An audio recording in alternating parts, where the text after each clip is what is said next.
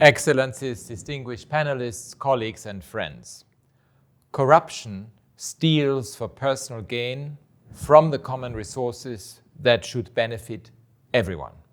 It bleeds funds from the state's capacity to advance all human rights, including the right to a clean, healthy, and sustainable environment and the right to development. Corruption and related illicit financial flows also weaken state institutions and the rule of law, shattering what should be fundamental to any criminal justice system, its impartiality. High levels of capital flight and illicit financial flows, a term that includes tax evasion and tax avoidance, kickbacks and other practices known as trade misinvoicing, money laundering, and the transfer of funds arising from corrupt or criminal activities, may amount to billions of dollars every year.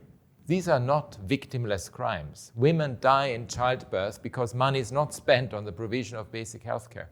Children's lives are permanently harmed because resources are not devoted to the provision of the quality education that can expand their skills and the opportunities available to them. For example, UNCTAD has estimated that countries on the African continent with high illicit financial flows spend on average 58% less on education and 25% less on health. Last year, the African Union Assembly committed to strong action to curb illicit financial flows that drain resources from economic and social development and to recover these stolen assets. I commend the African Group for bringing these issues to the attention of the Human Rights Council and the General Assembly. I also applaud the work that is carried out by UNCTAD and UNODC to enable targeted action by measuring illicit financial flows via their conceptual framework for the statistical measurement of illicit financial flows.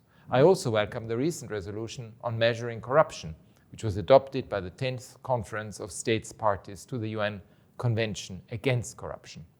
All UN member states have promised to combat and to reduce significantly illicit financial flows as part of their work towards Sustainable Development Goal number 16 on justice and good governance. In the UN Convention Against Corruption, in the context of the Addis Ababa Action Agenda, and of course at the Human Rights Council. But promises need to be backed up by action. And action to address corruption and illicit financial flows can face powerful resistance, both at home and abroad. The Conference of the States Parties to the United Nations Convention Against Corruption and its open-ended Intergovernmental Working Group on Asset Recovery were set up by the UN to advance the recovery of stolen assets. To help advance that work, in 2022, my office published recommended principles on human rights and asset recovery. These recommended principles cover the full cycle of asset recovery, from the prevention and detection of corruption to tracing its proceeds, the preservation and confiscation of those proceeds, the return and subsequent allocation of those funds. By promoting a human rights-based approach, they ensure that the victims of these crimes are at the core of the whole process. Recovering illicit funds must be a collaborative effort. No country can effectively eliminate illicit financial flows alone. The cross-border nature of these flows requires, obviously, close international cooperation. According to the Secretary General's report on international coordination and cooperation to combat illicit financial flows, which was published in July last year, there has been an increase in the number of countries engaged in international asset recovery. Efforts to trace and restrain stolen assets across borders have become more common. Between 2017 and 2021, more than 2.3 billion in corruption proceeds were reportedly returned to countries of origin, compared with less than 1.4 billion between 2010 and 2016.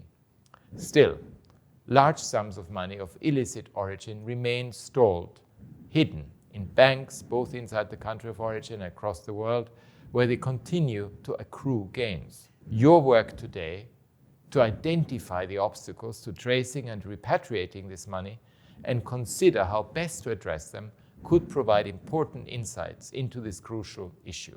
There must be accountability to combat impunity and to contribute to reparation of the harm done to victims. Banking institutions need to fully understand that helping the corrupt to benefit from their crimes damages entire societies. I want to emphasize this point.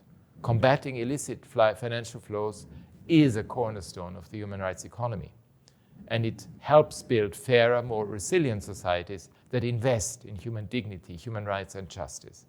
It will help put an end to preventable deaths, preventable misery, preventable underdevelopment, and preventable grievances, violence, and conflict.